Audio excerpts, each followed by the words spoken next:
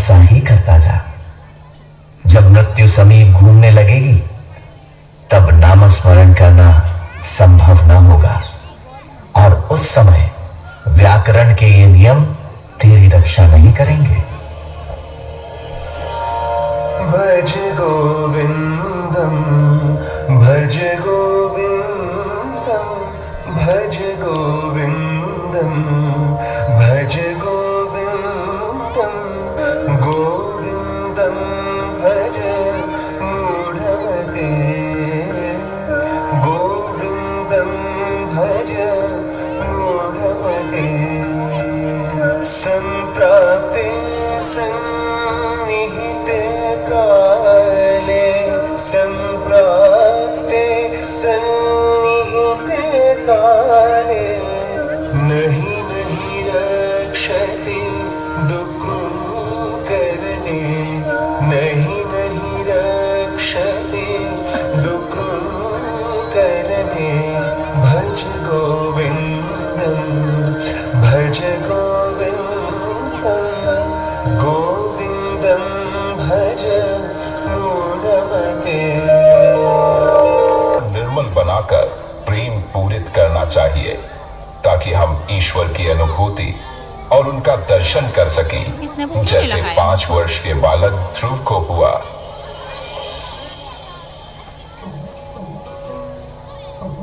नारायण नारायण। हे बालक, तुम कौन हो? मुनिवर, मैं चक्रवर्ती सम्राट उत्तानपाद का पुत्र ध्रुव हूँ। मेरी माता का नाम सुनीति है। तो बालक ध्रुव, तुम इस घने जंगल में क्यों जा रहे हो? मैं भगवान की गोद में बैठना चाहता हूँ, जहाँ से मुझे कोई उठा ना सके। ध्रुव, मैं कुछ समझा नहीं। महर्षि, मेरे पिता मेरी छोटी माता सुरुचि और भाई उत्तम के साथ राज सिंहासन पर बैठे थे। मैं जाकर अपने पिता की गोद में बैठ गया, लेकिन मेरी छोटी माता ने मुझे पिता की गोद से उतार दिया और कहा, महाराज की गोद में बैठने का अधिकार पाना है तो भगवान की तपस्या करके मेरी कोख से जन्म लेने का अधिकार पाओ। मैंने रोते रोते माता से कहा तो वो बोली, तुम्हारी छोटी माँ ने ठीक ही कहा है, बैठना है तो भगवान नारायण की गोद में बैठने का अधिकार प्राप्त करो। माँ ने तो यह बात बालक को शांत करने के लिए कह दी होगी, लेकिन इसने निर्मल हृदय से विश्वास कर लिया कि भगवान विष्णु सब कुछ संभव कर सकते हैं। नारायण नारायण। मुनिवर, मुझे तो भगवान को पाना ही है। आप उनका पता जानते हो तो बता दीजिए, नहीं तो मैं किसी और से पूछ लूंगा। नारायण नारायण। ध्रुव, तुम्हारा निश्चय देखकर मैं प्रसन्न हुआ। नारायण से मिलने का 12 अक्षरी मंत्र है, ओम नमो भगवते वासुदेवाय। इसी का जाप करते हुए तपस्या करो, नारायण अवश्य मिलेंगे। नारायण नारायण। नारद जी की बात मानकर नदी के किनारे मधुबन में तपस्या आरंभ कर दी। इस दौरान कई बार आंधी तूफान आए, सर्दी और गर्मी का प्रभाव बढ़ा, लेकिन ध्रुव की तपस्या बंद नहीं हुई। पहले वह फल खाता था, फिर सिर्फ जल पीकर ही तपस्या करने लगा। उसके पश्चात पत्ते खाकर रहने लगा और एक दिन तपस्या में उसने यह भी छोड़ दिया। इसके बावजूद भी जब भगवान विष्णु दर्शन देने नहीं आए, तब ध्रुव ने प्राणायाम के द्वारा सांस रोकने की ठानी। तब भगवान विष्णु से भी ध्रुव की तपस्या का कष्ट सहन नहीं हुआ और नारायण ने मधुबन पहुंचकर ध्रुव को दर्शन दिया। बालक ध्रुव, मैं तुम्हारी तपस्या से अति प्रसन्न हूँ। भगवान, भगवान ये सब क्या है? यही तो सबसे ऊंचा स्थान है पुत्र। अब बताओ तो मैं तुम्हें क्या वरदान दूं? प्रभु, आपने तो शंख के स्पर्श से ही मुझे वो सारा ज्ञान दे दिया जिसे बड़े बड़े हठ योगी भी नहीं जान पाए। अब मुझे कुछ नहीं चाहिए प्रभु, मुझे कुछ नहीं चाहिए।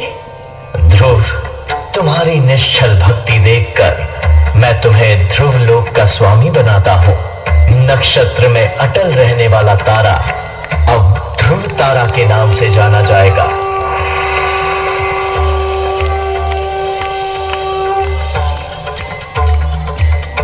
ध्रुव तारा, आकाश में उत्तर दिशा में निकलने वाला यह तारा दृढ़ता, अटल विश्वास और परिश्रम का प्रतीक है। स्वयं सप्तऋषि मंडल इसकी परिक्रमा लगाते हैं। अतः उस परम परमेश्वर का सदैव ध्यान कीजिए, सदैव संतों की संगति में रहिए और गरीब एवं असहाय व्यक्तियों की सहायता कीजिए। गेयं गीता नाम सहस्त्रम ध्येयं श्रीपति रूपमजस्त्रम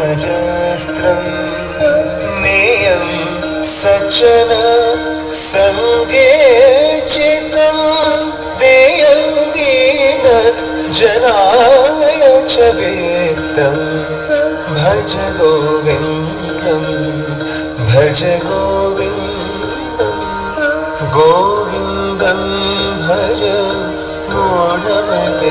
सहस्त्र नाम का गान किया जाए, लक्ष्मीपति विष्णु का हमेशा ध्यान किया जाए, अच्छे लोगों की संगति में मन को लगाया जाए और निर्धन लोगों में धन बांटा जाए। आदि शंकराचार्य जी द्वारा रचित भज गोविंदम का अंतिम श्लोक, जिसकी रचना कर उन्होंने काशी का त्याग कर दिया, इसमें उन्होंने गुरु की महत्ता को बताया है। गुरु जो गुणातीत है और रूपातीत भी, ऐसा तो सिर्फ ईश्वर ही हो सकता है। अर्थात गुरु इस धरा पर साक्षात परब्रह्म ही है। इसलिए अपने गुरु में निश्चल विश्वास रखना होगा, उनके चरण कमलों में पूर्ण समर्पित होना होगा, क्योंकि वे चरण ही इस संसार के मायाजाल से हमारी रक्षा कर सकते हैं। हम सभी इन मछलियों की तरह ही तो हैं, काल के जाल से डरे हुए। न जाने क्या होगा, वो मछुआरा आज भी अपना जाल फेंकेगा और हमें उसके जाल में फंसा लेगा। मैं तो ये सोच कर ही मरी जा रही हूँ। लेकिन हम कर भी क्या सकते हैं? मरने के अलावा हमारे पास कोई उपाय नहीं है। मैं तो ये नहीं समझ पा रही हूँ कि हम सब इतने डरे हुए हैं, लेकिन वो छोटी सी मछली कितनी निडर होकर, निश्चिंत होकर घूम रही है। उसे मरने से डर नहीं लग रहा है। शायद उसे आने वाले संकट का अंदाजा नहीं होगा। चलो उसे सावधान करते हैं। इधर आओ।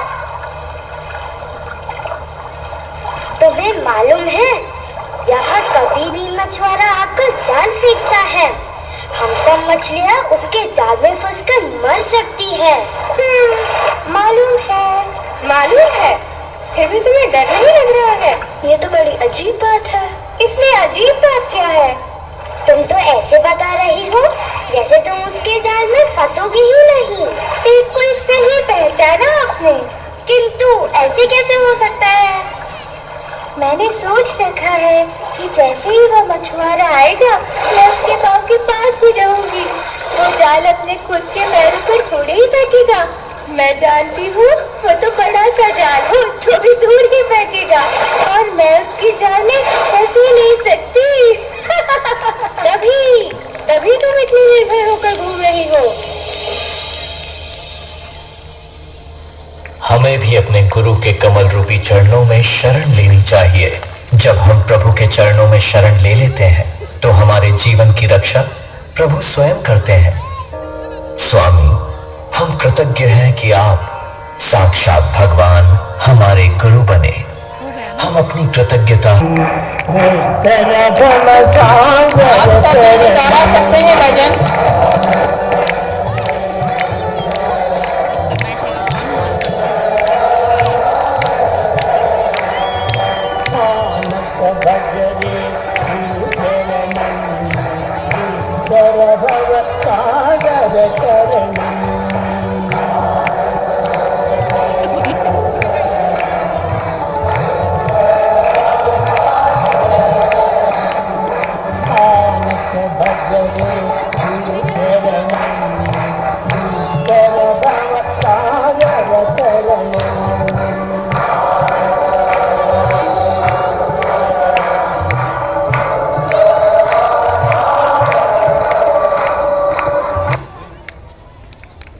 बहुत ही सुंदर प्रस्तुति और उससे भी ज़्यादा